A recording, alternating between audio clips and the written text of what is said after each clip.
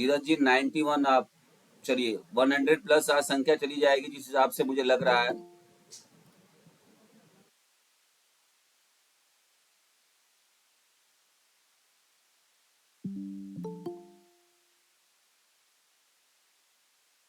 Ranjit good evening Ranjit जी।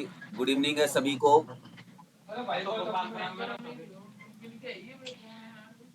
सभी लोग mic बंद कर लीजिए, अभी क्लास शुरू होने जा रही है। ठीक है, तो जैसा कि हम लोग ये स्टार्ट कर रहे हैं, ठीक है, हम लोग ये चीजें क्लास स्टार्ट कर रहे हैं। इसका एक थीम मैं बता दूं आपको कि यही हम यूपीएलटी यूपीटीजीटी दोनों के लिए जा रहे हैं। लगभग दोनों में सेम ही आता है, कुछ बहुत ज्यादा डिफरेंस नहीं होता है। लेकिन यूपी का जो पेपर है वो यूपीएलटी का जो पेपर होगा वो थोड़ा सा टीजीटी से टफ लेवल पे होगा, मतलब एक मॉडरेट लेवल पे जाएगा। ठीक है, तो ये है और चलते हैं, स्टार्ट करते हैं विदाउट एनी। ये मेरी बुक्स है, जो लोग नहीं जानते वो जान ले। शारीरिक शिक्षा अंतिम ब्रह्मास्त्र, अगर आपने सिर्फ नाम सुना है तो नाम नहीं, आप इसको जानिए, ये काम की बुक है। दोनों ही जो बुक्स आपको दिखा रहा हूँ, एक आपका पीवाईक्यूज है और एक आपकी थ्योरी बुक है। आज हम लोग स्टार्ट करेंगे जो यूपीएलटी में हमारा पहला टॉपिक, पहले चैप्टर का तीसरा नंबर का टॉपिक है, history of physical education in India and world.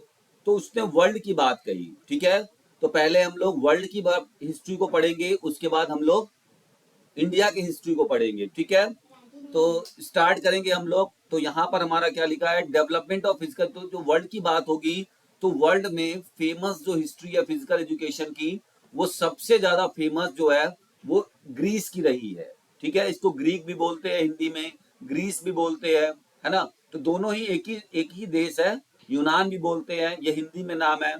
तो ये यूनान से माना जाता है कि फिजिकल एजुकेशन की जो कल्चर और जो एक्टिविटी ये सब चीजें शुरू हुई हैं, उसका पहला जो नींव रखने वाला है वो यूनान देश है। आप ओलंपिक खेल के बारे में सुनते हैं तो वो भी कहाँ है, उसका जो श्रेय होता है वो भी ग्रीक को जाता है, यूनान देश को जाता है। यूनान की सभ्यता हमारे सभ्यता से भी ज्यादा अच्छी, क्योंकि यहाँ पर ज्यादातर फिटनेस पर बल दिया जाता था। ठीक है, तो चलेंगे। इसकी जो स्टार्टिंग होती है 776 ईसा पूर्व में, जब ओलंपिया नामक शहर में ओलंपिक खेलों की शुरुआत हुई थी, वहां शुरू किया गया था। लेकिन उससे पहले की घटना है, उससे पहले का भी एक सभ्यता था। देखिए, जब भी हम हिस्ट्री पढ़ेंगे तो हिस्ट्री में हमेशा क्या होगा, हिस्ट्री के अंदर हम कई सारे सिविलाइजेशन पढ़ते हैं। जैसे अगर इंडियन हिस्ट्री हम लोग पढ़ते हैं तो वहां पे बात आती है इंडस वैली सिविलाइजेशन, यानी सिंधु घाटी सभ्यता। उसके बाद हम पढ़ते हैं वैदिक सभ्यता। तो इस तरह मैं आगे बढ़ाऊंगा आपको। तो जब हम ग्रीस की सभ्यता पढ़ते हैं तो वहां पे उसके सारे सभ्यताओं को चार भागों में, यानी कि 4 पार्ट्स में डिवाइड किया जाता है। तो यहाँ आप देख सकते होंगे, आपको स्क्रीन अच्छे से दिख रही होगी। सबसे पहला होता है Homer period, next one is Sparta period, early Athens period and later Athens period. आप सब लोग इस चीज को पढ़े होंगे, लेकिन यहाँ नया क्या मिलने वाला है आइए दिखाते हैं।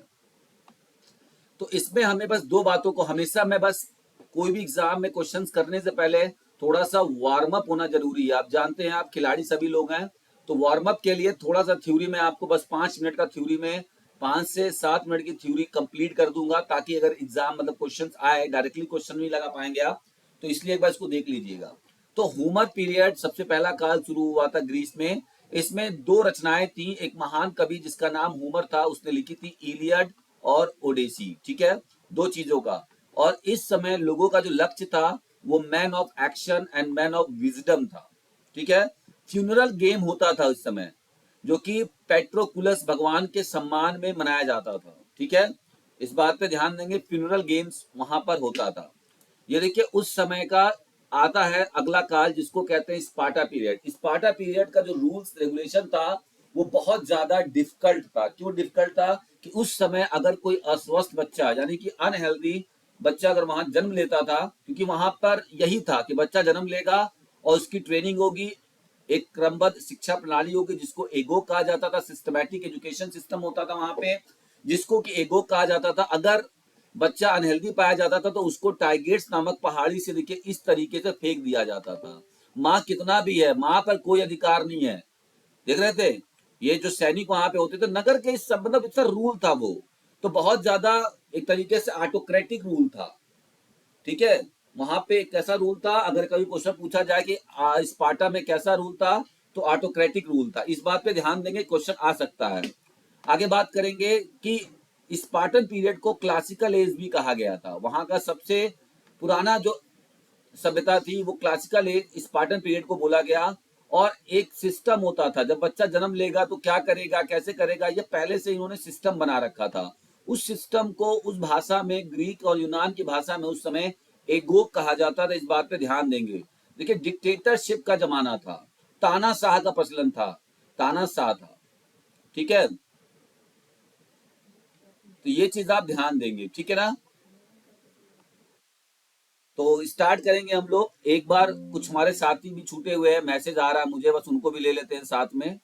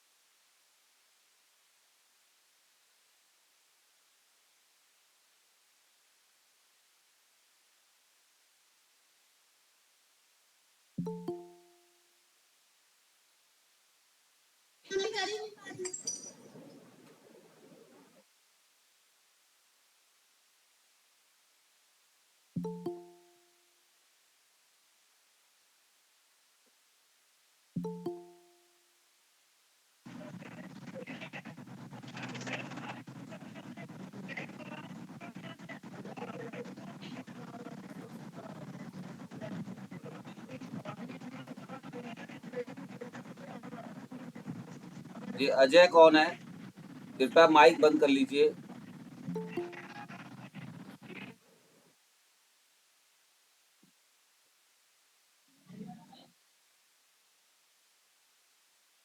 ठीक है, तो स्टार्ट करेंगे। तो इस काल में हम लोग बात कर रहे थे स्पार्टा की, ठीक है, स्पार्टन काल की हम लोग बात कर रहे थे। तो स्पार्टन काल में मैंने बताया था इसका जो उद्देश्य होता है, मैन ऑफ एक्शन, ये सब आपने पढ़ा होगा आई होप। लेकिन फिर भी हम एक बार वार्म अप करते हुए चलेंगे, ठीक है, ताकि क्वेश्चन लगाने में हमें किसी प्रकार का कोई दिक्कत ना हो।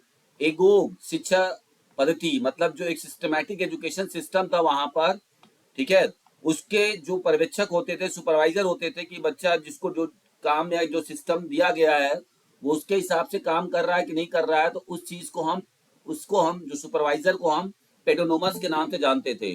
तो इन सब चीजों को ध्यान रखिएगा। देखिए यहाँ पर ये एगो शिक्षा पद्धति जो होता है उसका क्रम जो है ये था कि बच्चा 0 से 7 साल तक अपने माँ के पास, उसके बाद वो जाता था डिसिप्लिन के बैरक में, 12 से 20 साल तक ये था, हार्डवर्क करता था, फिर ये चीजें, इस तरीके से उसका सिस्टम था। तो आई होप कि आप लोग ये सब जानते होंगे।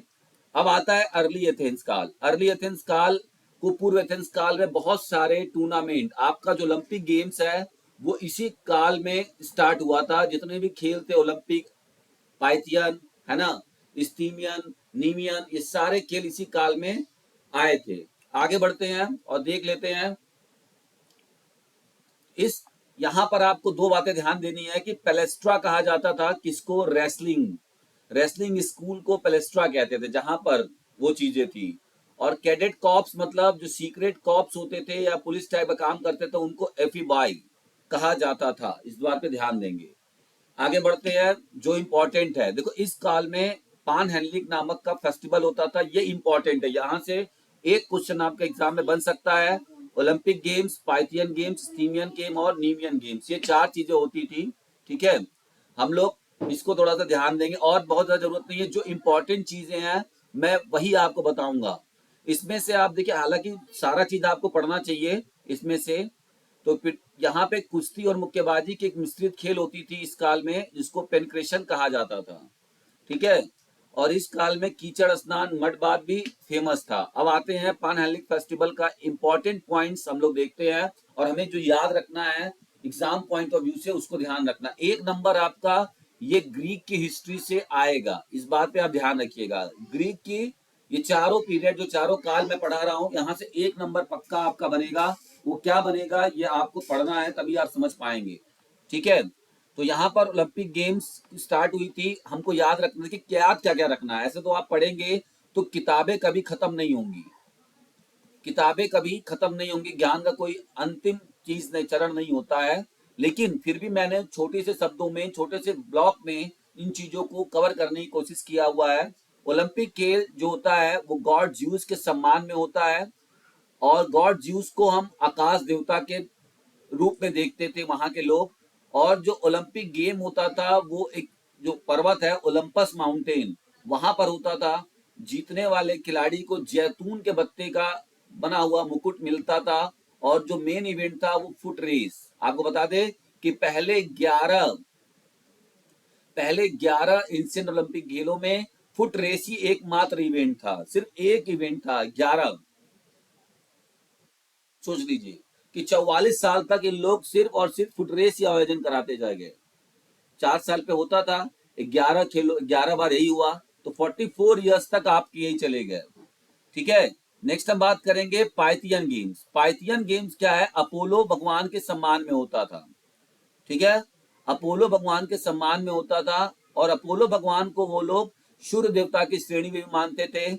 उनको म्यूजिक गॉड भी कहते थे, और गॉड ऑफ हीलिंग, मतलब उनके कष्ट को हरने वाले, गॉड ऑफ हीलिंग। जैसे संकट मोचन हम लोग हनुमान जी को कहते हैं, सेम इसी प्रकार से संकट मोचन की उपाधि दी गई थी किसको? गॉड अपोलो को। ठीक है, कोई दिक्कत किसी को? No sir.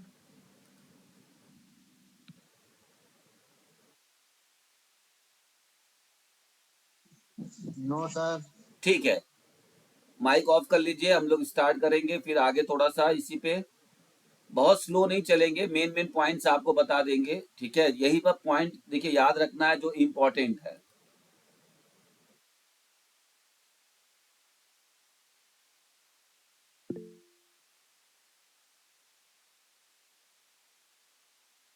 तो यही सब पॉइंट्स हमें याद रखना है, और हम लोग फिर से स्टार्ट करेंगे यही चीज को। अब यहाँ पर देखना है कि ये जो पाइथियन खेल होता था ये डेल्फी के मैदान में होता था, और इसमें जो होता था आंवले की पत्ते की जो मुकुट बना के दिया जाता था। ठीक है, इसमें रथ दौड़ और घुड़दौड़, कैरेट रेस और हॉर्स रेसिंग का प्रचलन था। ज्यादातर यही खेल इसमें आयोजित किए जाते थे। ठीक है, इनको याद रखने का, देखिए ओलंपिक तो आपको याद रहेगा, अधिकतर पूछा जाता है कि किसके सम्मान में और कहां पर होता है, ये पूछा गया था। आपको बता दूं मैं, एक बार राजस्थान पीटीआई एग्जाम में अभी जो हुआ था आपका रिसेंटली में 2023 वगैरह में हुआ था, तो उसमें पूछा था कि ये जो आपका रथ दौड़ है, मतलब पाइथियन में सबसे फेमस कौन सा इवेंट होता था?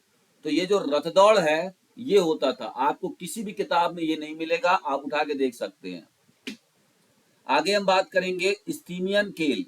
स्टीमियन खेल जो होता था वो पोस्डियन गॉड, गॉड का नाम पोस्डियन था, और जो कि समुद्र देवता की उपाधि उनको दी जाती थी। ठीक है, और वो होता था कोरिंथ के मैदान में। जीतने वाले को 100 यानी 100 ड्रेकम, जो कि एक मुद्रा के रूप में चमड़े का एक रुपया टाइप का वहां बनाया गया था, तो एक 100 ड्रेकम के रूप में दिया जाता था। इस समय क्योंकि समुद्र का देवता था, तो नौकायन, सैन्य अभ्यास और संगीत जैसे इवेंट्स वहां पर ऑर्गेनाइज किए जाते थे। नेक्स्ट है नीमियन गेम्स, जो कि ज्यूस भगवान के सम्मान में होता था। ठीक है, आकाश देवता कहा जाता था ज्यूस देवता को। एक मिनट सर। जी सर, पाइथियन गेम जो सन दे रखा है 582 ईसा पूर्व। सर, जब मैं पिछली बार 2023 में एग्जाम देने गया था हरियाणा में, देखिए वो क्या, सेकेंड ग्रेड हाँ मैं का। समझ गया आपकी बात। ये देखिए डेट थोड़ा सा ऊपर नीचे हो सकता है सभी किताबों में, ये कोई एग्जैक्टली नहीं है क्योंकि ये इतिहास है, और इसका ओके कोई सर। इस प्रकार से कोई साक्ष्य नहीं मिलता है। अब जो एग्जाम में आ जाए वो मान लेते हैं, बट इसका कोई एनसीईआरटी में भी इस बात की नहीं लिखी गई है कि वही चीज है। ठीक है, इसलिए इसका हम ओके एग्जैक्ट सर। पे नहीं जा सकते हैं। हम आते हैं नेक्स्ट, हमारा अगला काल है जिसको हम कहते हैं उत्तर एथेंस काल। अब उत्तर एथेंस काल यानी कि लेटर एथेंस, यानी कि अगला जो आपका आता है अर्ली वाला। अब पान हेलेनिक फेस्टिवल का भी एक काल चला गया। अब हमारा ग्रीस में महान शिक्षाविद और कह सकते हैं फिलोसफर, ग्रेट फिलोसफर लोगों ने जन्म लिया था, जिनका नाम था सुकरात, जो कि सबसे बड़े माने जाते हैं विद्वान, एक फिलोसफर। जो आज आप पढ़ाई कर रहे हो ना, फिजिकल एजुकेशन एक सब्जेक्ट देख रहे हो, या इतना मॉडर्नाइजेशन जो देख रहे हो, ये इन्हीं की कॉन्सेप्ट थी। ठीक है, फिलोसफी थी, फिलोसफी से ही सब्जेक्ट की उत्पत्ति होती है, विषयों की उत्पत्ति होती है। प्लेटो इनके चेले हुए थे, सुकरात का चेला प्लेटो थे, और प्लेटो के चेले कौन थे? अरस्तु थे। चेले मतलब नहीं बोलना चाहिए, स्टूडेंट बोलना चाहिए, ठीक है। और हिप्पोक्रेट जो थे, ये सबसे पहले औषधि शास्त्री माने जाते हैं धरती के, ठीक है। लेकिन ये हम लोग ग्रीक की हिस्ट्री पढ़ रहे हैं तो उसके हिसाब से, अब कोई मुझसे ये नहीं कहेगा कि सर चरक थे या फिर वो थे, ठीक है। तो ये चीज नहीं ना, समझिएगा ध्यान से बात, हम लोग ग्रीक की हिस्ट्री पढ़ रहे हैं, वहां पे बात कर रहे हैं। इसके बाद दूसरा आता है आपका रोम काल। तो रोम काल में सबसे फेमस जो आपको याद रखना है, खाली एक दो शब्द याद रखना है। एक होता था ग्लेडिटोरियल, ग्लेडिटोरियल कॉम्बैट्स। कॉम्बैट्स मतलब होता था, कॉम्बैट का मतलब हमेशा होता है लड़ाई झगड़े वाला चीज, ठीक है, जिसमें कॉम्बैट स्पोर्ट्स होते हैं, ठीक है। तो कॉम्बैट स्पोर्ट्स देखिए यहाँ पर देख सकते हैं कि जानवर और इंसानों के बीच जो लड़ाई होती थी, देखिए यहाँ पर एक हाथ पे ये छुरा लेकर रखा हुआ है ना। अच्छा, मैंने यहाँ पर व्हाइट क्यों लगाया, ब्लैक एंड व्हाइट फोटो क्यों लगाया? क्योंकि हम हिस्ट्री पढ़ रहे हैं। अगर मैं इसको कलरफुल लगाता तो क्या वो वाइब आता? नहीं आता। तो देखिए इस तरीके से, देखिए यहाँ पे शेर से इंसानों को लड़ाया जाता, नहीं कि जानवर और इंसानों के बीच एक खूनी खेल होता था, मनोरंजन का एक तरीका था, उस समय साधन था, जिसे हम लोग कहते थे क्लिटोरियल कॉन्टेस्ट या कॉम्बैट्स, ठीक है, कॉन्टेस्ट होता था। बस इसमें आपको यही याद रखना है, और बहुत ज्यादा याद नहीं रखना है, ठीक है, और बहुत ज्यादा पूछा भी नहीं गया। एक वर्ड आपको ये रखना है, कैंपस मार्टियस। ये वर्ड फेमस है, इसको याद रखिएगा। इसका मतलब क्या होता है कि जब कोई बच्चा 18 वर्ष का हो जाता था तो उसकी मानसिक और शारीरिक कसरत के लिए एक जगह बनाया गया था, जिसको कैंपियस मार्टियस कहा जाता था, ठीक है। और उस समय रोम में जो सबसे बड़ा औषधि शास्त्री था वो गैलन था, और गैलन ऐसा पहला व्यक्ति था जिसने उस समय पल्स रेट को मेजर करने की बात कही थी। पल्स रेट, कि पल्स रेट से किसी व्यक्ति के स्वास्थ्य के बारे में पता लगाया जा सकता है, इसका बात गैलन ने कहा था, ठीक। तो ये था आपका। अब आते हैं अगला, जॉन बनान बेस्डो, ठीक है। अब कुछ लोगों का क्वेरी आया था कि सर थोड़ा सा मतलब कलरफुल फोटो रहता तो और मजा आता, लेकिन मैं बता दूं आपसे, क्योंकि हिस्ट्री है, और हिस्ट्री आपका देखिए वही मिलेगा, ओरिजिनलिटीज के साथ मैं आपको लेके चल रहा हूं, ताकि आपको लगे कि वाकई आप उस जमाने में जी रहे हैं, उस जगह पे आप जा रहे हैं अपने आप को, ठीक है। तो यहाँ पे है जॉन बनान बेस्डो, जो कि जर्मनी के बहुत बड़े एक तरीके से माने जाते हैं, ठीक है। तो known as the father of modern physical education in Germany, Germany में मॉडर्न फिजिकल एजुकेशन का पिता इनको कहा जाता है। इन्होंने फिलेंथ्रोपियम को क्या किया था, उसकी स्थापना की थी, फिलोंथ्रोपियम की स्थापना की थी। और फिलोथ्रोपियम में पहला जो टीचर था वो था जॉन साइमन। कौन थे? तो जॉन साइमन थे। आगे बढ़ते हैं। इसके बाद आए फेडरिक लुडविग जॉन। अब देखिए फेडरिक लुडविग जॉन को जर्मन जिम्नास्ट का पिता कहा जाता था, क्योंकि इन्होंने जिम्नास्टिक में कुछ चीजों को बनाया था। देखिए इस तरीके से इन्होंने, तो जर्मनी जो थी उस जिम्नास्टिक के बारे में, स्पोर्ट्स के बारे में, इसको खेलों की तरफ लेकर गया था, जिम्नास्टिक, ठीक है। और यहीं पर इसका नाम भी हुआ जिम्नास्ट। तो इस्टेब्लिशमेंट, और मैं बता दूं आपको, फेडरिक लुडविग जॉन का सबसे इंपॉर्टेंट जो काम था वो टर्नप्लाट्स था। इन्होंने एक रेक्टेंगल प्लेग्राउंड बनाया था, कि मतलब कोई भी खेल खेलने के लिए एक तरीके का जो एक एरिया होना चाहिए, और वो एरिया सर्कल ना होकर रेक्टेंगल होना चाहिए, क्योंकि वहां पे अधिक से अधिक संख्या में पार्टिसिपेशन या अधिक से अधिक संख्या में लोग इंगेज हो सकते हैं। इसीलिए उन्होंने रेक्टेंगुलर फील्ड को चुना था, उसको टर्न प्लाट्स कहा जाता था। बस ये देखिए आपके सामने, ठीक है। यहाँ पर इन्होंने किताब लिखी हुई थी, कौन है ये पता है आपको? कभी मान लीजिए आने वाले समय में अगर आप फोटो से बोल दे कि ये पहचानिए कौन है, तो क्या आप लोग कर पाएंगे? नहीं कर पाएंगे। लेकिन हमारे यहाँ पर आपको, हाँ 2019 के नवोदय के पेपर में ऐसे क्वेश्चंस आए थे कि फोटो देख के सवाल पूछा गया था। देखिए, तो हो सकता है कि फिजिकल एजुकेशन में भी इस चीज को ऐसा आ जाए। तो ये हैं आपके, जिनका नाम है गट्समथ, आपने सुना होगा। यस सर, गटस हाँ, गटस मटस नहीं है वो, हम लोग ऐसे बोल देते हैं, ठीक है। तो उन्होंने देखिए 2 किताबें लिखी थी, तो उनकी किताबों के बारे में यहाँ पे चर्चा किया गया है, गट्समथ, ठीक है। ऊपर मत पढ़िएगा, आप ये मत कहिए कि सर आयरन क्रॉस वाली है, वो तो ऊपर वाले की कहानी थी। देखिए आयरन क्रॉस वो ऊपर वाले थे। ये फोटो है गट्समथ की, जिनको कि जर्मन जिमनास्ट का पितामह, the grandfather of German gymnast कहा जाता था, क्योंकि इन्होंने 2 किताबें लिखी थी उस समय, जिमनास्टिक के बारे में इन्होंने किताब लिख दी थी, ठीक है, तो इसलिए। और जिसका नाम था, किताब के नाम क्या थे, गेम्स, और क्या नाम था तो बताएगा, जिमनास्टिक फॉर द यंग,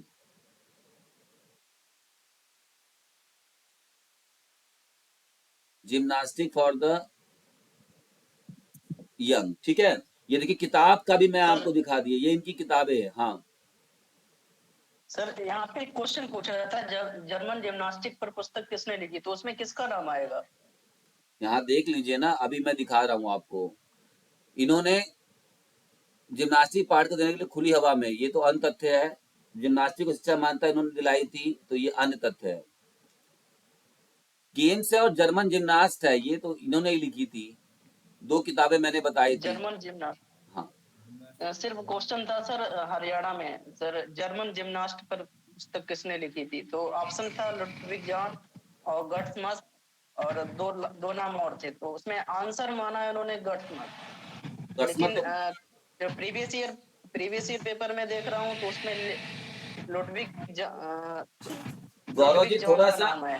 हाँ ठीक है, हम लोग जो भी डिस्कस होगा आप लिख लीजिए, जो भी लिख लीजिए आप लोग। ने जिम्नास्टिक पुस्तिका लिखी थी सर। चलिए आपस में डिस्कशन मत करिए, हम लोग बात करेंगे लास्ट में ना। आप जो भी डाउट है, मैंने इसीलिए बोला था कि एक कॉपी एक पेन आप ले लीजिए और आप बैठ जाइए। जो भी डाउट्स है मैंने बताया है, लास्ट के 10 मिनट्स 5 मिनट्स हम देंगे, आप उस चीज को आराम से हम लोग डिस्कस करेंगे, ठीक है। सो प्लीज आप लोग बुरा मत मानिएगा, क्योंकि सभी लोग हैं।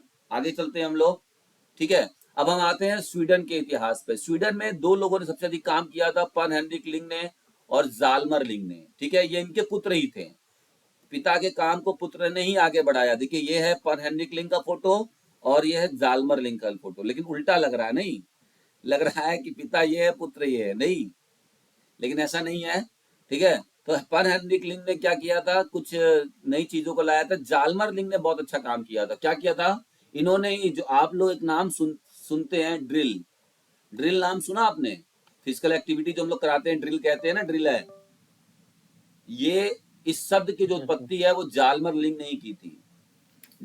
सेट ड्रिल, इन्होंने एक्सरसाइज को, मतलब 1-2 एक्सरसाइज को जब एक साथ कराया और उन्होंने ड्रिल नाम वहां पे दिया था।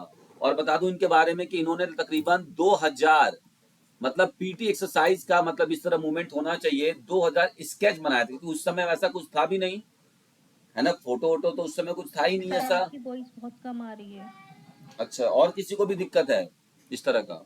नहीं सर, आ रही सर, प्रॉपर आ रही है सर। चलिए कोई बात, हो सकता है कुछ, सर थोड़ा कम आ रही है, चलिए कोई नहीं, डोंट, आप लोग माइक ऑफ कर लीजिए, मैं बोलने जा रहा हूँ प्लीज। तो हम लोग शुरू करेंगे। तो वही मैं बताना चाह रहा था आपसे कि 2000 पिक्चर्स स्केचेस ऑफ एक्सरसाइजेस, इसको इन्होंने बोला था सेट ड्रिल्स। तो ड्रिल्स की उत्पत्ति भी इन्होंने की थी, ठीक है। और पन हेनरिक लिंग ने उस समय बताया था कि हम जिम्नास्टिक को 4 पार्ट्स में डिवाइड करते हैं। पहला है educational gymnastic, military gymnastic. Educational मतलब क्या है कि जिम्नास्टिक को पढ़ाया और सीखा जा सकता है। मिलिट्री मतलब ट्रेनिंग के द्वारा दिखाया जा सकता है। मेडिकल मतलब एज अ मेडिकल, स्पोर्ट्स को एज अ मेडिकल यानी कि स्वास्थ्य को ठीक करने में भी जिम्नास्टिक का यूज किया जा सकता है। मैंने आपको पहले क्लास में बताया था कि फिजिकल एजुकेशन को जिम्नास्टिक के नाम से संबोधित किया गया था 1800 से पहले वाले काल में, बोला था, बताया था,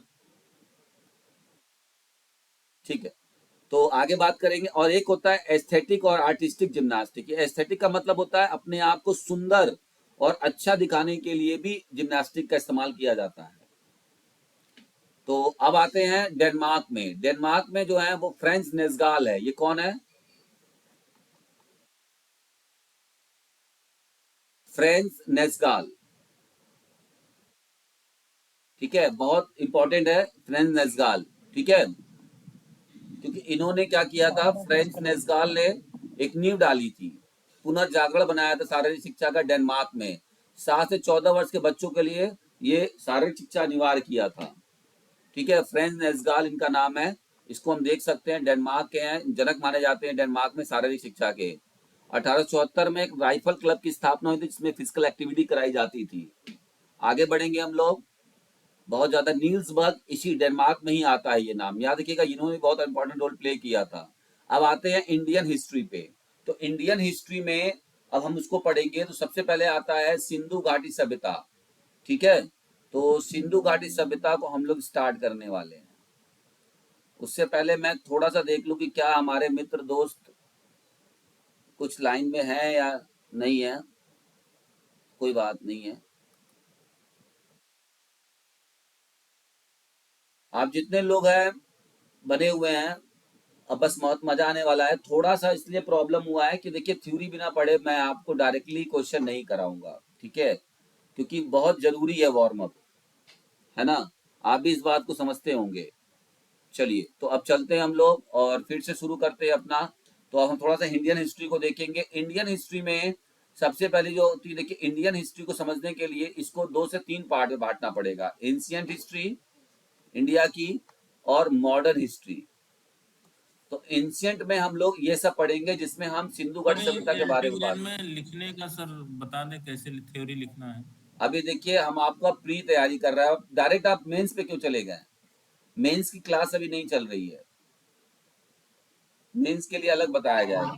मेंस के लिए प्योर एनसीईआरटी मटेरियल लाऊंगा, ठीक है, एससीईआरटी मटेरियल आएगी उसकी। मैं बताया था आप लोगों को, अगर आपने पहला क्लास नहीं देखा है या 1-2 मैंने क्लास दिया हुआ था, बताया था कि मेंस की क्लास में जो लिखने का जो सिस्टम होगा वो हम एनसीईआरटी और एससीईआरटी और सीबीएसई इन तीनों के नोट्स को निकालूंगा मैं। आप देखिएगा कैसे, और इंग्लिश नहीं हिंदी में निकाल के बताऊंगा आपको कैसे करना है, किस पॉइंट पे लिखना है, वहां पे ज्यादा अच्छा एक्सप्लेन कर पाएंगे हम लोग, ठीक।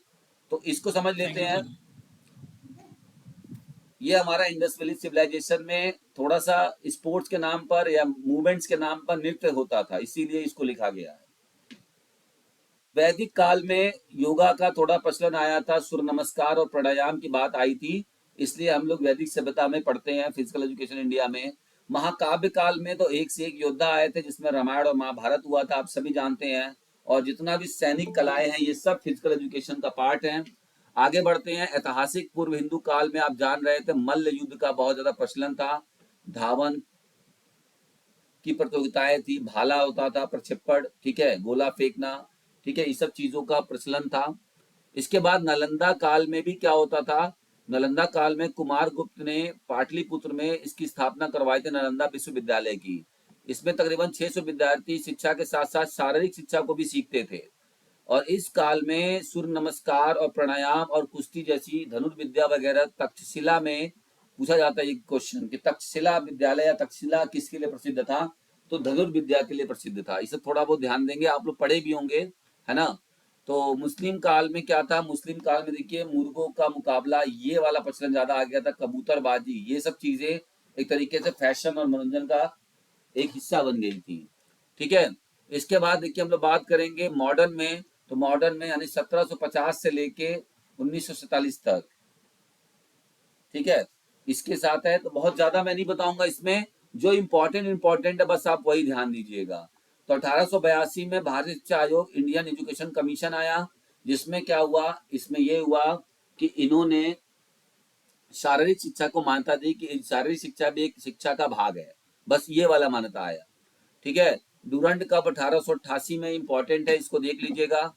स्काउट गाइड्स, पहले स्काउट अलग था, गाइड अलग था, बाद में इसको बीच में एक किया गया था, ठीक है, इस बात पे हम ध्यान देंगे। यहाँ पर हम ध्यान देंगे जब से इंपॉर्टेंट है, 1914 में हनुमान व्यायाम प्रसारक मंडल अमरावती महाराष्ट्र में इसकी स्थापना हुई थी। यंग मैन क्रिश्चियन एसोसिएशन 1920 में YMCA की स्थापना हुई थी। ये जो इंपॉर्टेंट है बस मैं वही बताऊंगा। ओलंपिक में प्रथम बार भारतीय टीम का जो आगाज हुआ था एक तरीके से टीम के रूप में, जब वहां गई थी, डेब्यू हुआ था टीम के रूप में, तो डेब्यू टीम के रूप में, सिंगल की बात नहीं है यहाँ पे, ठीक है, कंफ्यूजन नहीं होना चाहिए। तो ये आपका 1920 में हुआ था और 1920 में ही भारतीय रेड क्रॉस सोसाइटी की भी स्थापना हुई थी, तो ये इंपॉर्टेंट था, ठीक है। All India university of association IUA जो है, AIU या AIU बोलते हैं इसको, AIU, all India university association, 1925 में इसकी स्थापना हुई थी, ये पूछा जाता है। और क्यों हुई थी? क्योंकि ये यूनिवर्सिटी में खेलों को क्या करे, ऑर्गेनाइज करे, कल्चरल एक्टिविटीज को देके। भारतीय ओलंपिक संघ की स्थापना 1927 में हुई थी। इस बस यही सब ध्यान देना है आपको। तो आप, आई होप कि आप सभी लोग जानते होंगे। और वर्तमान में इसका जो अध्यक्ष है वो पीटी ऊषा है। वर्तमान में इसके अध्यक्ष कौन है? पीटी ऊषा है, ठीक है। और सदराजी टाटा की मृत्यु 1933 में हुई थी। एक बार क्वेश्चन पूछा गया है, तो ध्यान दीजिए जो बातें यहाँ लिखी गई हैं बहुत इंपॉर्टेंट है, ठीक। लखनऊ क्रिश्चियन कॉलेज 1932 में इसकी स्थापना हुई थी। और बहुत ज्यादा इसमें जरूरत नहीं है। इसके बाद हम लोग बात करेंगे स्वतंत्रता के बाद 1947 से लेके 2023 और 25 तक का पूरा ले लेंगे। 1948 में ताराचंद कमेटी याद रखना है, इंपॉर्टेंट है। नेशनल कैडेट कॉर्प्स यानी एनसीसी की स्थापना हुई थी, ये भी बहुत इंपॉर्टेंट है। इसकी स्थापना किसने की थी? डॉक्टर हृदयनाथ कुंजरू ने की थी, पूछा जाता है। और ये पूछा जाता है कि ये ऐसी पहली संस्था थी जिसको कि एक्ट ऑफ पार्लियामेंट के द्वारा लाया गया था। आगे बढ़ेंगे हम लोग। इसके बाद यूनिवर्सिटी एजुकेशन कमीशन फिर से आई, ठीक है। विश्वविद्यालय शिक्षा आयोग आया और इसने चीजों को, इसके जो प्रथम अध्यक्ष थे डॉक्टर राधाकृष्णन थे, आप सभी जानते हैं। इसके बाद 1950 में central advisory of board of physical education and recreation आया। फर्स्ट एशियन गेम्स 1951 में हुए थे। हम लोग एक टाइम शेड्यूल देख के जा रहे हैं। 1953 में राजकुमारी अमृता कौर कोचिंग स्कीम आया हुआ था, इसको ध्यान देंगे हम लोग। आगे बढ़ेंगे। यूनिवर्सिटी ग्रांट कमीशन यूजीसी जो आया था वो 1953 में आया था और एक्ट जो था वो 1956 था। याद रखेंगे, ये नेट में भी काम करता है आपका ये वाला चीज। तो बस यही चीजें ध्यान देनी है, बहुत ज्यादा ध्यान नहीं देनी है। एसजीएफआई को देख लेंगे। 1954 में school game federation of India एक संस्था बनी थी, ठीक है। इसकी बहुत ज्यादा चर्चा है। माका ट्रॉफी ये चीज है। लक्ष्मीबाई, ये बहुत इंपॉर्टेंट है। लक्ष्मीबाई, इसको मैं अलग से लूंगा। बता दूं आपको कि यूपीएलटी में क्या है कि अभी आप लास्ट में पढ़ेंगे कि एक नया टॉपिक दिया हुआ है। नया टॉपिक ये है कि इंडियन इंस्टीट्यूट, मतलब फेमस इंडियन इंस्टीट्यूट पढ़ना है कि कितने इंडिया में अच्छे अच्छे इंस्टीट्यूट है। टॉप 20 मतलब आपको इंस्टीट्यूट बताऊंगा, उनका स्टेब्लिशमेंट बताऊंगा कि कब वो स्टेब्लिश हुए हैं, है ना। इन सब के बारे में क्वेश्चंस भी है उससे, समझे।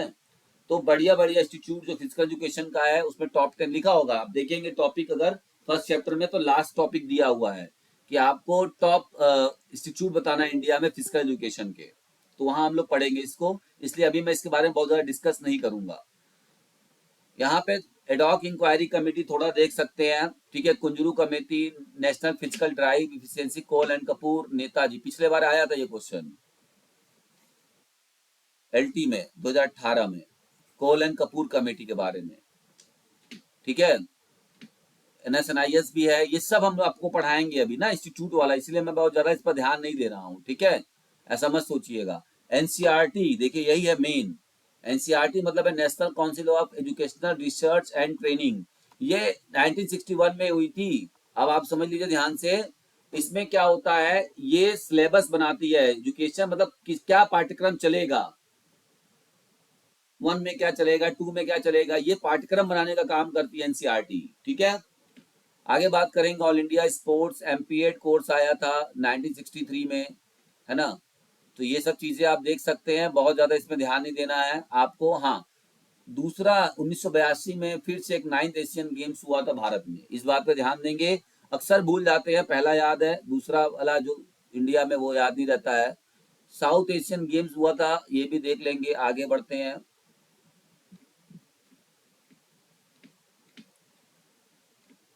ये यहाँ पर ये देखते हैं, national council for teacher education, NCTE, ये बहुत इंपॉर्टेंट है। एनसीटी क्यों इंपॉर्टेंट है?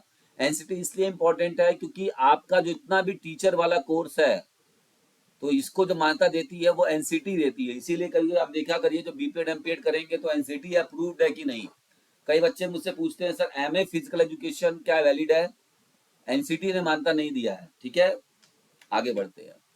1995 में ही 29 अगस्त वाले दिन, यानी कि मेजर ध्यानचंद वाले जन्म दिवस को ही नेशनल स्पोर्ट डे के रूप में घोषित किया गया था, ठीक है। ये आपका 1995 से ये चीज बढ़ावा मिला है। 1995 में प्रोफेसर करण सिंह को, जो कि बीएचयू बनारस हिंदू यूनिवर्सिटी में एक प्रोफेसर थे, एथलेटिक के बहुत अच्छे थे, इनको भी ऐसा पहला बार था कि द्रोणाचार्य अवार्ड मिला था प्रोफेसर होकर, इन्होंने प्रोफेसर होकर द्रोणाचार्य अवार्ड प्राप्त किया था, ये चीज बहुत बड़ी बात थी। ठीक है, तो ministry of youth affairs and sports, ये आप देख सकते हैं। एफ्रो एशियन गेम्स, ये एग्जाम अभी आएगा, ये भी एक अलग से टॉपिक है, इसको पढ़ाएंगे, आप देखे होंगे, ये आएगा, है ना, पढ़ेंगे इसके बारे में बहुत बढ़िया से। और नेशनल एंटी डोपिंग एजेंसी नाडा की स्थापना 2005 में हुई थी। ठीक है, पाइका जो कि पंचायत युवा क्रीड़ा एंड खेल अभियान है, इसकी भी स्थापना 2008 में हुई थी। PEFI, physical education foundation of India, इस बार इसने ये भी जीता है। ठीक है, इसको अवार्ड भी मिला हुआ है। तो आगे बात करेंगे टारगेट ओलंपिक पोडियम, ये क्वेश्चन नेट में आया हुआ है। टारगेट ओलंपिक पोडियम इसकी कब आया? तो 2014 में आया था। इसका मतलब क्या होता है? खेल मंत्रालय द्वारा कार्यक्रम में जो भारत के शीर्ष एथलीटों द्वारा सहायता प्रदान करने का एक प्रयास है। ठीक है, तो खेलो इंडिया कार्यक्रम 2018 में आया है, याद रखिएगा। खेलो इंडिया स्कूल गेम 2018 में आया, फिट इंडिया भी 2018 में आया। खेलो इंडिया स्कूल गेम्स, खेलो इंडिया का पर्दापण हुआ। फिट इंडिया 2019 में आया। ऑपरेशन डिजिटल बोर्ड 2019 में आया। खेलो इंडिया यूनिवर्सिटी गेम 2020 में आया। न्यू एजुकेशन पॉलिसी 2020 में आया, ये सब पता होना चाहिए। टोक्यो ओलंपिक 2020 में होना था लेकिन 21 में हुआ, और 2021 में ओलंपिक के आदर्श वाद में बदलाव किया गया, तो ये लगभग खत्म हो गया। ठीक है, अगर पानी रखे अपने आसपास तो पी लीजिए एक गिलास पानी।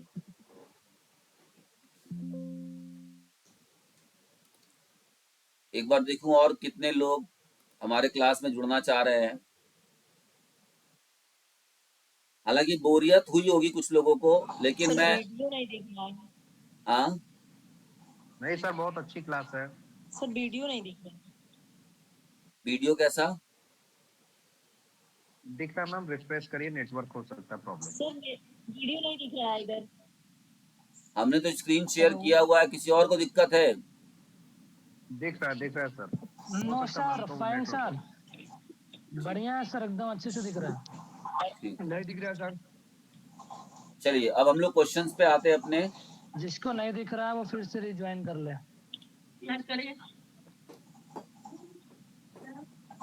आप लोग माइक बंद कर लीजिए प्लीज, और कोई भी जवाब नहीं देगा। ठीक है, कॉपी में उठा के लिखते रहिए आप लोग, लास्ट में बताइएगा कितना आपके सवाल सही हुए हैं। देखिए, मुझे पता है कि आप लोगों ने ये टॉपिक पढ़ लिया है, लेकिन फिर भी आपको मैं कुछ नए क्वेश्चंस लाने की कोशिश कर रहा हूँ। ठीक है, तो स्टार्ट करेंगे हम लोग। होमरिक काल के दौरान ग्रीस में शारीरिक शिक्षा का मुख्य विशेषता क्या थी? तो ये चीजें आपको ध्यान देनी है। ठीक है,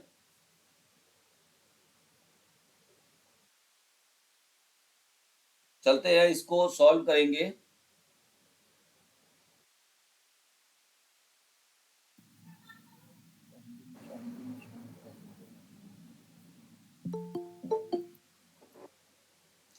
तो सिस्टमैटिक जिम्नास्टिक ट्रेनिंग होता था, या फिर वो स्किल और वीरता पर जोर देते थे?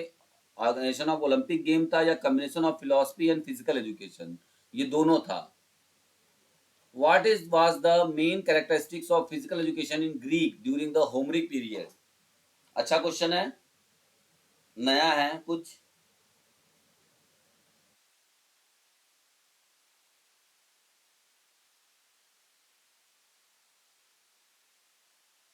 चलिए, तो इसका जो राइट आंसर होगा,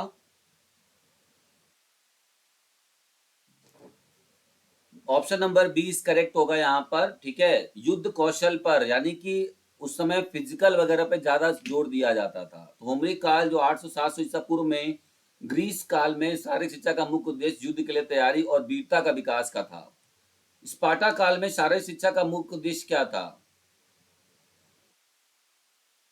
इसका आप सभी को पता होगा, ऑप्शन नंबर सी करेक्ट हो जाएगा, मिलिट्री ट्रेनिंग एंड डिसिप्लिन, इसके लिए किया जाता था। ठीक है, एक्सप्लेनेशन भी सामने है, किसी को दिक्कत है तो बता सकते हैं। डिसिप्लिन इसलिए माना जाता है क्योंकि 7 साल से ही बच्चों को एक कठोर शारीरिक प्रशिक्षण 7 साल उम्र से ही बच्चों को कठोर शारीरिक प्रशिक्षण दिया जाता था। यहाँ एगो प्रणाली होती थी। आगे बढ़ेंगे, सुकरात का शारीरिक शिक्षा के बारे में क्या मत था? सुकरात ने क्या बोला था? Physical education is unnecessary, only intellectual development is important. Sound mind body in sound mind, the sound mind in a sound body. Physical education only for soldier.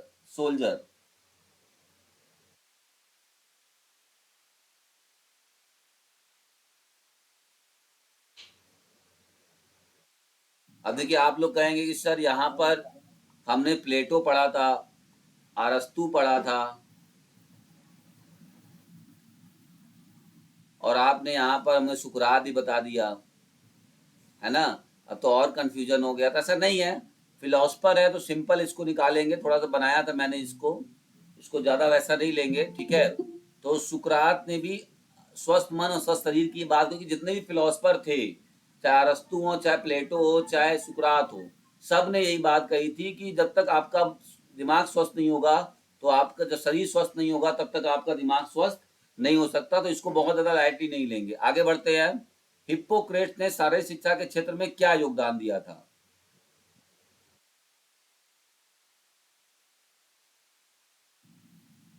तो ऑप्शन नंबर बी यहाँ पे करेक्ट होगा। मैंने बताया था Hippocrates जो कि औषधि विज्ञान कहे जाते हैं, तो चिकित्सा और शारीरिक व्यायाम के संबंध को उन्होंने बताया था, ठीक है। आगे बढ़ेंगे नेक्स्ट क्वेश्चन की तरफ। प्रारंभिक रोमन काल में शारीरिक शिक्षा की मुख्य विशेषता क्या थी? कलात्मक विकास, व्यवहारिक और सैन्य प्रशिक्षण, दर्शन पर जोर था, केवल मनोरंजन था? बी ऑप्शन माइक नहीं खोलना। ऑप्शन नंबर 20 करेक्ट हो जाएगा। यहाँ पे व्यवहारिक और सैन्य प्रशिक्षण पर ज्यादा फोकस था। आगे बढ़ते हैं। जर्मनी में शारीरिक शिक्षा के विकास में जॉन बर्नार्ड बेजडू का क्या योगदान था?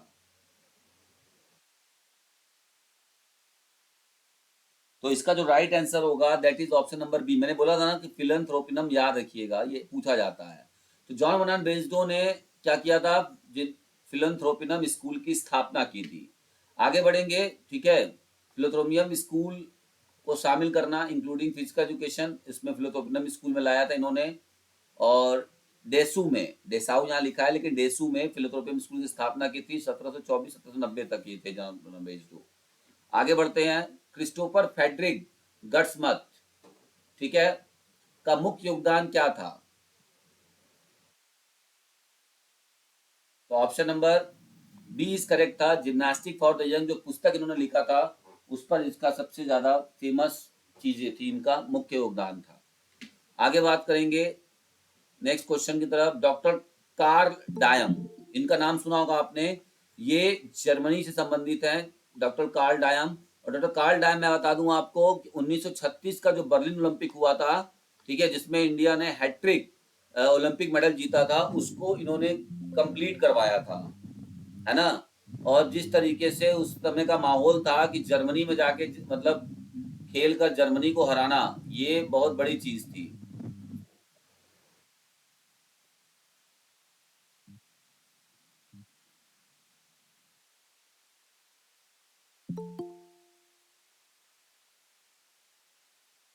ठीक है, तो जर्मनी में जाकर जर्मनी को इस तरीके से हराना, ये भी बहुत बड़ी बात थी। तो आगे बढ़ते हैं हम लोग। अच्छा ओलंपिक हुआ था उस साल, इसीलिए इनका बड़ा नाम याद रखा जाता है। तो बर्लिन में खेल विज्ञान संस्थान की स्थापना किया था, जिम्नास्टिक का आविष्कार किया था, ओलंपिक खेलों का आरंभ किया था, या चिकित्सा जैसे उपकरण की स्थापना की थी? तो बता दूं आपसे कि बर्लिन खेलों में इन्होंने क्या किया था? बर्लिन ओलंपिक खेलों की इन्होंने वो की थी। ऑप्शन नंबर 20 करेक्ट हो जाएगा, ठीक है। आगे बढ़ते हैं। नील्स बक, या बुक लिखा है नील्स बक का डेनमार्क में शारीरिक शिक्षा में क्या योगदान था? तो इन्होंने क्या किया था? प्रारंभिक जिम्नास्टिक का विकास किया था, प्राथमिक जिम्नास्टिक और रिदमिक मूवमेंट का विकास किया था, खेल के कुछ नियम बनाए थे, या शिक्षा नीति का निर्माण किया था? तो चल देख लेते हैं हम लोग इसका। तो राइट ऑप्शन हो जाएगा ऑप्शन नंबर बी, प्राथमिक जिम्नास्टिक, यानी कि development of fundamental gymnastic and rhythmic movement, ठीक है। आगे बढ़ते हैं। Developmental history of physical education in India. अब इंडिया की बात देख लेते हैं क्या है। तो वैदिक काल में शारीरिक शिक्षा की मुख्य विशेषता क्या थी?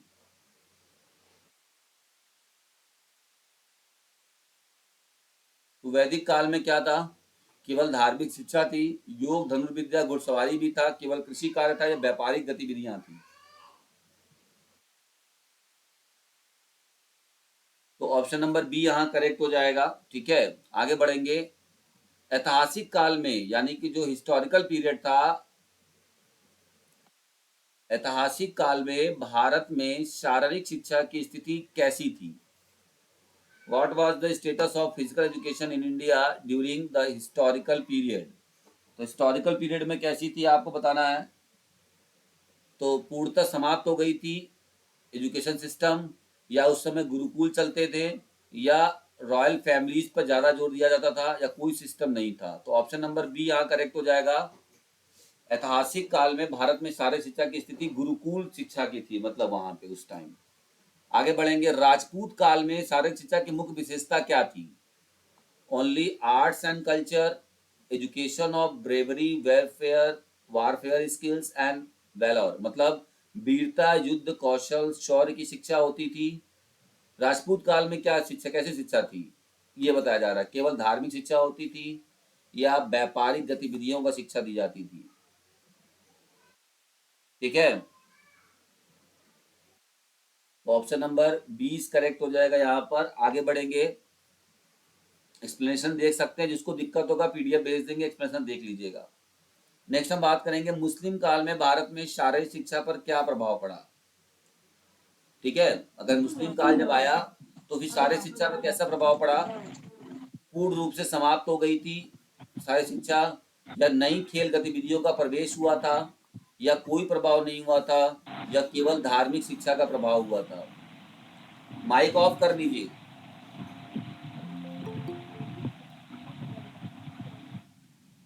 राम जी माइक ऑफ कर लीजिए आप।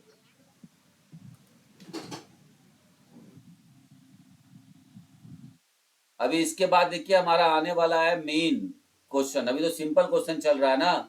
मेन क्वेश्चन जो है वो चूज द करेक्ट स्टेटमेंट से शुरू होगा, मैच द कॉलम तक जाएगा। ठीक है, तो क्वेश्चन नंबर हम लोग 14 पे चलते हैं। यहाँ बोल रहा है हनुमान व्यायाम प्रसारक मंडल अमरावती की स्थापना कब और किसने की? तो यहाँ पर कब था? 1914 में बाल कृष्ण राजा राम सिंधे ने। ठीक है, तो ऑप्शन नंबर ए हमारा यहाँ पर करेक्ट हो जाएगा। आगे बढ़ते हैं। इसके पीछे वाला 13 नंबर क्वेश्चन का आंसर, सर 13 का आंसर क्या होगा? अच्छा, यहाँ पे चलते हैं। What impact did the Muslim period have on physical education in India? बात नहीं करेंगे, एकदम बोलेंगे नहीं, माइक ऑफ रखिए। Option number B is correct होगा। नई खेलों की कुछ गतिविधियां आई थी। ठीक है, इसमें जैसे मैंने बताया था ना, क्या आया था? जादूगरी आ गई थी, और क्या आया था? कबूतरबाजी आया था। यही आया था क्या सर? हाँ, तो कुछ नई खेल गतिविधियां को स्टार्ट किया गया था। ठीक है, ये चीज है। आगे बढ़ेंगे हम लोग, एक्सप्लेनेशन देख लेंगे। यहाँ देखिए लिखा है ना, गतिविधियों को बढ़ावा दिया। अकबर के दरबार में दहशाला, आधुनिक पैकिका जैसे खेल लोकप्रिय हो गए। तीरंदाजी और शिकार जैसी गतिविधियों को बढ़ावा दिया गया था। आगे बढ़ेंगे नेक्स्ट की तरफ। University association, all India university association, इसकी स्थापना कब हुई थी? 1925 में हुई थी। ठीक है, अभी हम लोगों ने पढ़ा था इस चीज को, तो 1925 में हुई थी। स्वतंत्रता के बाद शारीरिक शिक्षा का विकास में विश्वविद्यालय शिक्षा आयोग, यूनिवर्सिटी एजुकेशन कमीशन का क्या योगदान था? क्वेश्चन नंबर 16 आप देख सकते हैं। तो शारीरिक शिक्षा को विश्वविद्यालय पाठ्यक्रम में अनिवार्य बनाने की सिफारिश की गई थी, किसके द्वारा? यूनिवर्सिटी एजुकेशन कमीशन ने ये योगदान दिया था कि शारीरिक शिक्षा को भी क्या किया जाए? विश्वविद्यालय पाठ्यक्रम में अनिवार्य किया जाए। ठीक है, ऑप्शन नंबर 20 करेक्ट होगा। आगे बढ़ेंगे हम लोग, और ये किसके थ्रू आया था? राधा कृष्णन आयोग के द्वारा आया था ये। आगे बढ़ेंगे हम लोग। अब हम लोग का नेक्स्ट आता है बढ़िया क्वेश्चन, जो चूज द करेक्ट स्टेटमेंट है। देखिए इस टॉपिक से कैसे क्वेश्चन ला सकते हैं, जितना पॉसिबल नया से नया बनाने की कोशिश किया है मैंने, मैं उतना बना पाया हूँ। आई होप कि कुछ लोगों को ठीक लगा होगा, कुछ लोगों को लगा होगा कि वही पुराना ही क्वेश्चन टाइप का लग रहा है। तो बहुत क्या अच्छा कर क्वेश्चन है सकते सर। हैं? अब नया इसमें क्या ला सकता हूँ, क्योंकि टॉपिक भी तो वैसा है।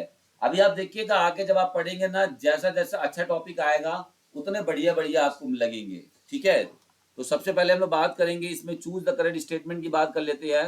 ग्रीस काल में होमरिक के बारे में आपको सही कथन बताना है। इसमें ग्रीस काल के होमर पीरियड से संबंधित आपको कुछ स्टेटमेंट सही बताने हैं। तो physical education was primarily focus on military training. क्या उस समय का फिजिकल एजुकेशन का मतलब सिर्फ मिलिट्री ट्रेनिंग पर था, यानी सारी शिक्षा मुख्यतः सैनिक प्रशिक्षण पर केंद्रित थी। स्टेटमेंट सही है या गलत है? तो स्टेटमेंट सही है। होमर्स में Iliad and Odyssey describe athletic competition, जो होमर के द्वारा लिखी गई थी इलियड और ओडिसी, क्या उसमें एथलेटिक प्रतियोगिताओं का वर्णन मिला था? सही है गलत है? सही है। राइट। अब आगे बात करेंगे हम लोग, इस काल में शारीरिक प्रशिक्षण की तुलना में बौद्धिक विकास पर जोर दिया गया। ये गलत है, बौद्धिक विकास पर ज्यादा जोर नहीं दिया गया था उस काल में। ठीक है, तो आगे बात कर लेते हैं। Boxing and wrestling were popular sports during this period, ऐसा था? तो हाँ, ये ठीक है। Women actively participated in all athletic events, ये नहीं था। ठीक है, तो यहां पर हमारा जो बनता है यानी 1, 2 एंड 4, तो 1, 2 एंड 4 पे हम चलेंगे। Option number A is correct हो जाएगा यहाँ पे, 1, 2 एंड 4। ठीक है, तो ऑप्शन ए हमारा करेक्ट है। आइए एक्सप्लेनेशन देख लेंगे, जिसको दिक्कत होगा वो देख सकता है। आगे बढ़ते हैं नेक्स्ट। यहाँ पर ओलंपिक गेम जो थे पान हेनलिक फेस्टिवल, उससे संबंधित यहाँ पर देखिए दिया हुआ है। पान हेनलिक फेस्टिवल से संबंधित आपके क्वेश्चंस यहाँ पर हैं। Olympic games were held in honour of god Zeus, statement सही है। Pythian games were dedicated to Apollo, तो पाइथियन खेल किसके सम्मान में, मैंने आपको ट्रिक नहीं बताया। पाइथियन खेल वाला पैड वर्ड याद रखिएगा, पैड। ठीक है, पैड मतलब यहाँ पे पाइथियन खेल, ए मतलब अपोलो और डी मतलब डेल्फी के मैदान पे। तो बस यही 3 पूछा जाता है, तो पैड वर्ड याद रखेंगे तो आप आसानी से इसको समझ सकते हैं। तो ऑप्शन नंबर 2 यहाँ पर करेक्ट हो जाएगा। Isthmian games were held every year, नहीं, ये गलत है। ठीक है, Nemean games honoured of Zeus, ये सही है। All 4 games were held annually, ऐसा नहीं है, ओलंपिक 4 साल पे होता था। तो क्या बना हमारा 1, 2 और 4, तो 1, 2 और 4, ऑप्शन नंबर ए हमारा करेक्ट। ठीक, आगे बढ़ते हैं। 1, 2 और 4 आपका सही है। अब आते हैं स्पार्टन पीरियड के बारे में। यहाँ पे कह रहा है स्पार्टा की शिक्षा प्रणाली को एगो कहा जाता था, जी सही है। Boys started military training at age of 7, क्या 7 साल से ही उनको मिलिट्री ट्रेनिंग की ट्रेनिंग देने शुरू हो जाती थी स्पार्टा काल में? ठीक है, तो ये पूछ रहा है स्टेटमेंट 2 आपका, ये भी आपका सही है। ठीक है, Spartan women received no physical training,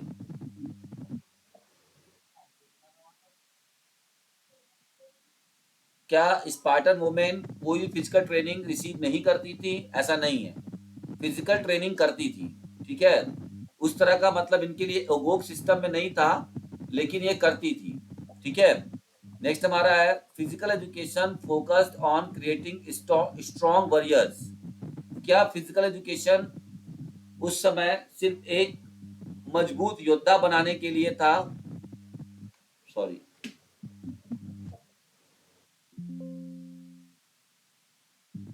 Rakesh ji mute लगा लीजिए, आप बोल के अनम्यूट नहीं कर रहे हैं। इसीलिए तो मुझे वापस आना पड़ रहा है।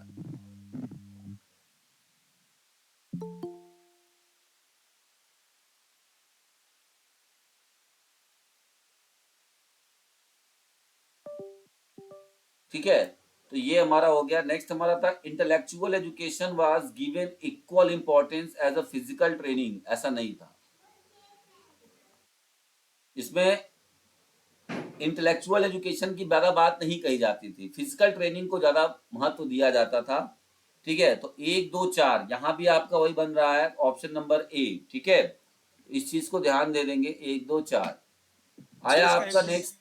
हेलो सर, सर इसका हाँ। जरा ऑप्शन नंबर सेकंड देखना सर। 7 से 12 वर्ष तक के बच्चों को बैरक में रखा जाता था। 1 मिनट जरा आएंगे दोबारा, उसमें समझाता था थोड़ा। हाँ हाँ, देखिए यहाँ पर बोला जाता था बॉयज स्टार्टेड मिलिट्री ट्रेनिंग, मतलब वो जो एगोक सिस्टम था वो मिलिट्री ट्रेनिंग का ही तो एक पार्ट था, और उस एगोक सिस्टम आपका 7 साल से ही शुरू हो जाता था। ऐसा नहीं है कि जब वो 12 साल के बाद जाता था तो वहां पे ट्रेनिंग, जब मिलिट्री का ट्रेनिंग का मतलब ये नहीं होता है। तो बैरक में रख के जो अनुशासन सीख रहा था वो भी एक मिलिट्री ट्रेनिंग का ही भाग था। ठीक है, आगे बात करेंगे। Per Henrik Ling develop the Swedish gymnastic system? Option सही है। जालमर लिंग वाज पर हेनरिक लिंग सन, मैंने बताया था भी आपको कि उसके पुत्र थे, ये भी सही है। स्वीडिश सिस्टम एम्फेसाइज, यानी स्वीडिश प्रणाली में चिकित्सा जिम्नास्टिक पर जोर था, क्या ऐसा है?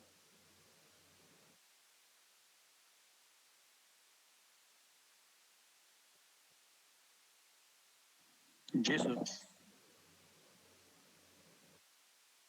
हाँ, ये भी सही है। तो the system include 4 types of gymnastic, the system include 4 types of gymnastic, ये भी आपका सही है।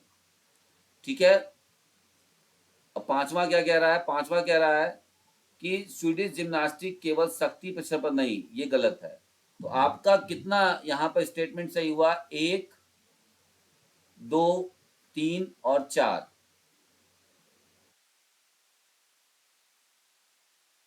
ठीक है, तो 1, 2, 3, 4 ये आपका सही हो गया। अब यहाँ देखिए ऑप्शन में है नहीं, तो कभी कभी क्या है कि कोई दिक्कत नहीं है, हम लोग 1, 2, 3 और 4 ये चारों स्टेटमेंट को सही लेके चलेंगे। ठीक है, यहाँ पर इसके बारे में नहीं है कहीं भी ऑप्शन में, लेकिन ये स्टेटमेंट सही है।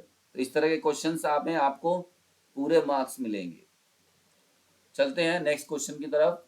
सिंधु घाटी सभ्यता के बारे में सही कथन बताइए। यहाँ बता रहा है पुरातात्विक साक्ष्य संगठित खेल गतिविधियों को दर्शाते हैं।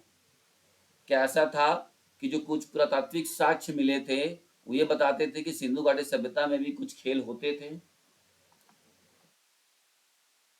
जी, ठीक है, तो ये चीज हम देख लेंगे इसको अच्छे से।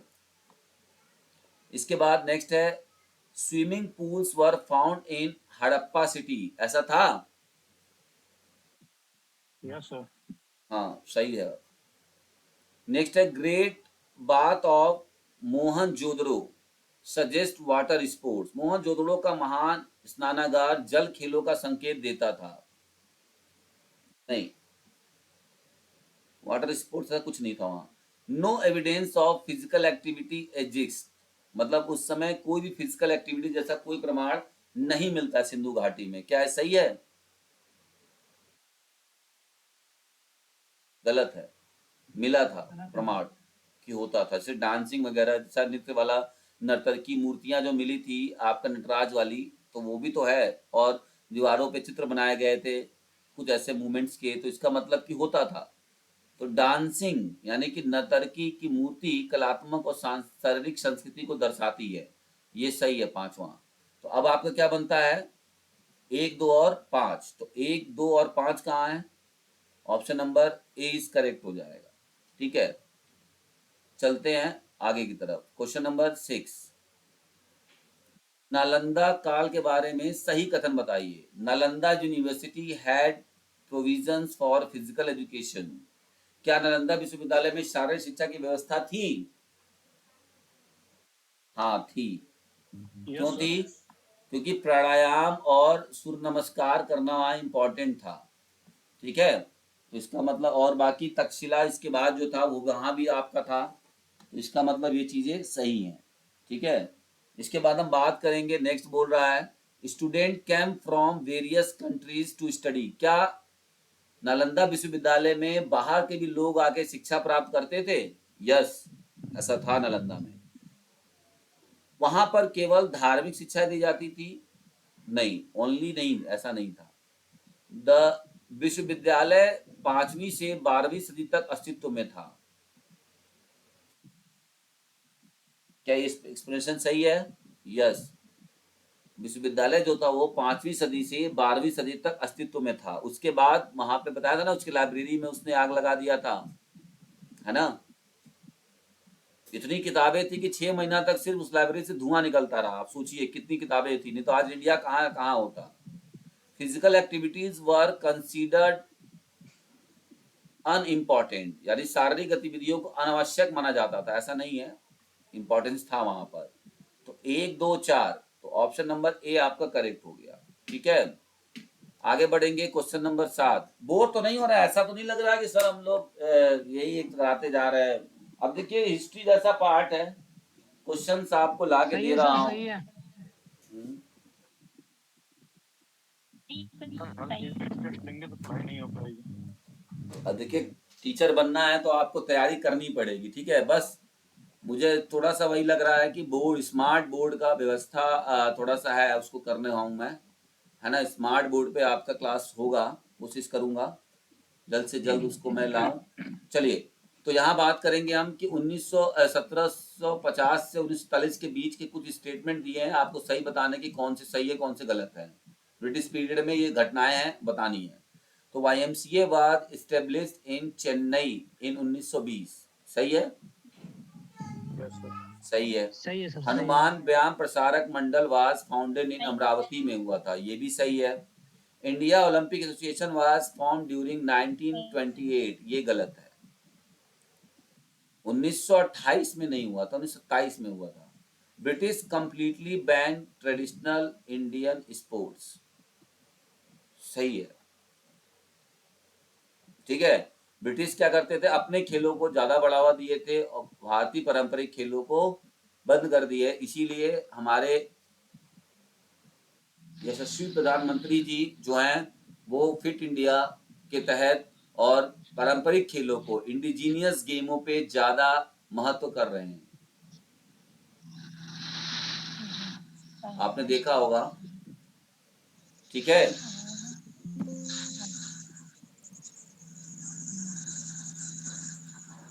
तो इस चीज पे आप देख रहे होंगे।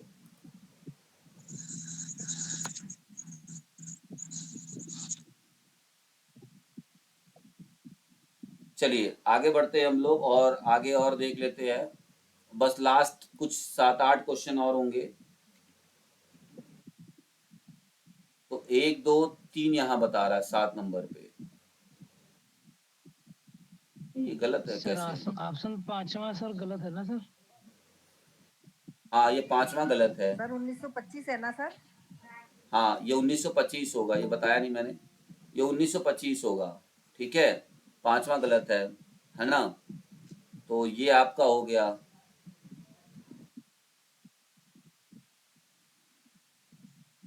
चलिए, तो इसको हम लोग देख लेते हैं। अब आते हैं हम लोग यहाँ पर मैच द कॉलम वाले क्वेश्चंस। हमने हर टॉपिक से आपके लिए तैयार किया है। मैं बताऊं बार बार आपसे कि यूपीएलटी में टोटल 10 चैप्टर हम लोगों को पढ़ने हैं, 10 चैप्टर पढ़ने हैं, और उस 10 चैप्टर्स में टोटल जो 91 टॉपिक्स हैं, ठीक है। और ये 91 टॉपिक्स जो है, ठीक है, इससे हम आपको पढ़ाएंगे और इससे हम लोग स्टार्ट करेंगे, ठीक है। उसमें अभी हम तीसरा टॉपिक आज पढ़ रहे हैं। हम लोगों को कितना और पढ़ना है? 88 टॉपिक और पढ़ने हैं, ठीक है। तो यहाँ पर वर्ड है पेडोनोमस। तो पेडोनोमस का मतलब क्या होता है, हमने बताया था आपको। पेडोनोमस मतलब सुपरवाइजर जो होता था उसको कहा जाता था। तो पहला का सी होगा, तो ऑप्शन नंबर सी यहाँ डायरेक्ट दिख रहा है आपको, तो ये कर सकते हैं। और क्रिप्सिया मतलब क्या होता था? गुप्त पुलिस की प्रणाली जो होती थी उसको क्रिप्सिया कहा जाता था उस समय में, ठीक है। बिबसिस या बिबसिस जो होता था वो एक तरीके से क्या था, एक स्पार्टन डांस था, ठीक है, या स्पार्टन हम वो कह सकते थे, ठीक है। डांस एक्सरसाइज टाइप का होता था वहां पे, तो हम लोग क्या कह सकते थे, जंपिंग एक्सरसाइज। तो बिप्सिस यहाँ पे आपका डी हो जाएगा। और स्पैटिएट्स मतलब होता था वहां पे, वहां के नागरिक को स्पैटिएट्स कहा जाता था, ठीक है। आइए आगे बढ़ते हैं। नेक्स्ट,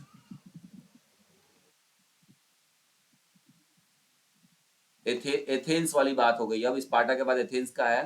पैलेस्ट्रा को क्या कहते थे? तो पैलेस्ट्रा एक तरीके से जिम्नास्टिक जिम्नेजियम था, ठीक है। तो यहाँ पर ऑप्शन नंबर फर्स्ट का सी हो जाएगा। और दूसरा है डिट्सक्लियम। डिट्सक्लियम एक संगीत विद्यालय था। डिट्सक्लियम कैसा था? म्यूजिक स्कूल होता था।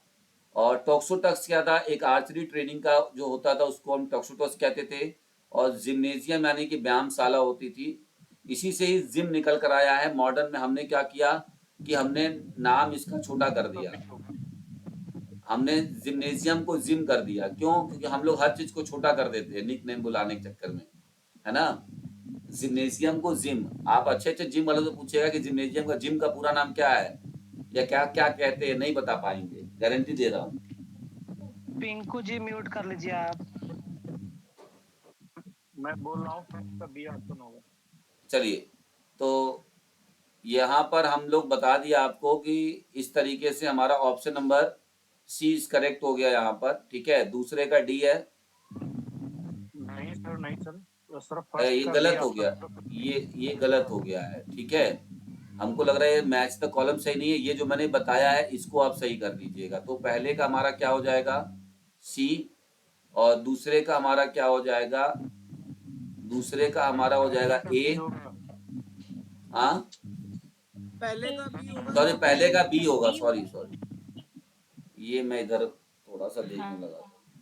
सर पहले का बी और दूसरे हाँ का ए। ये अब सही है, बी ऑप्शन सही है, ये गलत है। वाला डी होगा तो पहले का डी होगा, पहले का B, option number B is correct है। हाँ बी सही है, चलिए। अच्छा ठीक है, कोई बात नहीं, चलिए स्टार्ट करेंगे। सुकरात, तो सुकरात को क्या कहा जाता है, founded the academy, father of medicine, know the they self, स्वयं को जानने, दर्शन, या फाउंडेड द लीजियम। स्वयं को जानो दर्शन। सर लीजियम तो अरस्तु को बोलते थे। हाँ सही है, तो यहाँ पर आ जाएगा आपका पहले का सी, यानी कि ये चीज हो जाएगा, ठीक है। तो पहले का सी हमको यहाँ मिल रहा है। प्लेटो, प्लेटो को क्या कहते थे, प्लेटो को हम लोग फाउंडेड ऑफ द अकेडमी, ये कह सकते हैं अकादमी की स्थापना की थी। एरिस्टोटल को हम लोग कहते थे, ठीक है। इसके बाद अरस्तु क्या थे, अरस्तु हमारे थे फाउंडेड द लीजियम, और हिप्पोक्रेट्स को क्या थे, फादर ऑफ मेडिसिन। तो ऑप्शन नंबर सी हमारा करेक्ट हो जाएगा, ठीक। आगे बढ़ते हैं। और पर्न हेनरिक लिंग, पर्न हेनरिक लिंग क्या था, सर 4 टाइप्स। हाँ सर लेजियम क्या होता है? लेजियम उनको नाम, एक तरीके से लेजियम उनके उपाधि दी गई थी लेजियम को, और लेजियम एक तरीके से एक्टिविटी होती थी। आप पढ़ते, आपने किया भी होगा लेजियम, जब आपको पीटी और जनरल में कराया गया होगा तो एक रिदमिक पीटी को लेजियम करके बोला गया है। तो यहाँ लेजियम का मतलब क्या है, यहाँ देख सकते हैं। सर ये मतलब कि खिलाड़ी भी तो थे, किस चीज के थे, कुश्ती के हाँ थे, हाँ किसके थे? कुश्ती के। हाँ जी, ये तो आपके बुक अरस्तु में ने, है दोनों पॉइंट सर। हाँ अरस्तु ने लाइजियम की स्थापना की थी। लाइजियम तरीके से बोल सकते हैं कि एक उन्होंने व्यायामशाला बनाया, उसको उन्होंने नाम रखा था लाइजियम अपने तरीके का। और यही चीज जब हम एथेंस काल में देखेंगे, अर्ली एथेंस में, तो पेलेस्ट्रा को बोला गया था, ठीक है। लेकिन अरस्तु ने जब अपना एक व्यायामशाला बनाया था तो उसको इन्होंने लेजियम रखा नाम। आगे बढ़ते हैं। पर हेनरिक लिंग, पर हेनरिक लिंग क्या है, इन्होंने 4 टाइप ऑफ जिम्नास्टिक के बारे में कही थी बात। जालमर लिंग सन ऑफ पर हेनरिक लिंग थे, स्वीडिश जिम्नास्ट या स्वीडिश सिस्टम। तो स्वीडिश सिस्टम क्या था, स्वीडिश सिस्टम में मेडिकल जिम्नास्टिक पे सबसे ज्यादा फोकस किया गया था, और रॉयल जिम्नास्टिक जो कि सेंट्रल इंस्टीट्यूट था स्टॉकहोम में। तो इस तरीके से देखेंगे, पहले का दूसरा, तो पहले का बी हो गया, दूसरे का ए हो गया, तीसरे का सी हो गया, और चौथे का डी हो गया, ठीक है। तो ये चीज हम देखेंगे, ठीक है ना। कुछ आप म्यूट कर लीजिए, बाबा डिस्टर्ब हो रहा है। अरे और शायद आज का ये लास्ट क्वेश्चन है, 5th क्वेश्चन, हाँ ठीक है। तो Indus Valley civilisation, Sindhu, sir question answer match नहीं किया था सर वो क्वेश्चन। अच्छा हाँ, यहाँ पर कुछ दूसरा आ गया ना, पहले का डी आ गया, ये गलत है, ये बी ऑप्शन सही होगा, ये बी सही होगा। वो देखिए क्या होता है ना, सुनिए बात समझिएगा ध्यान से। कभी कभी क्या होता है, आप मेरी बात समझिए, कभी कभी क्या होता है, जैसे ये चीजें मैं तो बनाऊंगा नहीं, मैंने बस उठा के दे दिया कि भाई ऐसा है कि ये क्वेश्चन आपको डालने हैं। अभी पावर पॉइंट बनाने वाले अलग हैं, तो थोड़ा बहुत हो जाता है चेक से चेक। अब इतना सारा फाइल है, इतने सारे चीजें रहती है, तो थोड़ा सा हो जाता है, लेकिन वहां मैंने आपको सही बताया है ना, तो सामने हमने आपको सही बता दिया, इसको मैं ठीक कर लूंगा। चलिए आगे बढ़ते हैं। इंडस वैली सिविलाइजेशन, तो इंडस वैली सिविलाइजेशन में क्या होता है,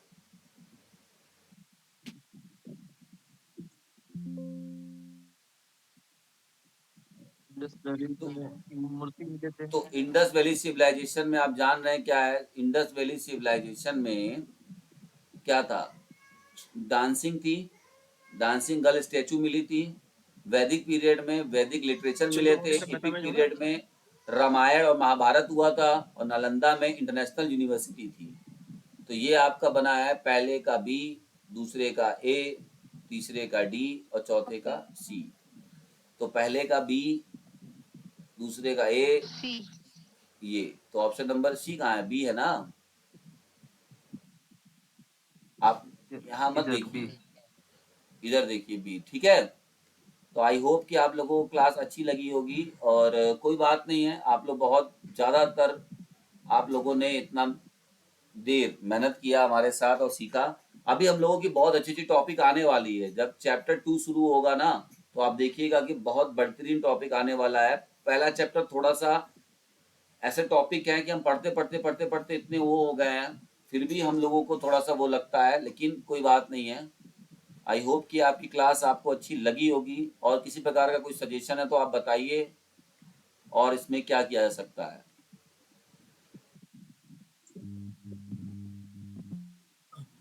किसी को कुछ बताना? स्मार्ट बोर्ड पे करें तो बेटर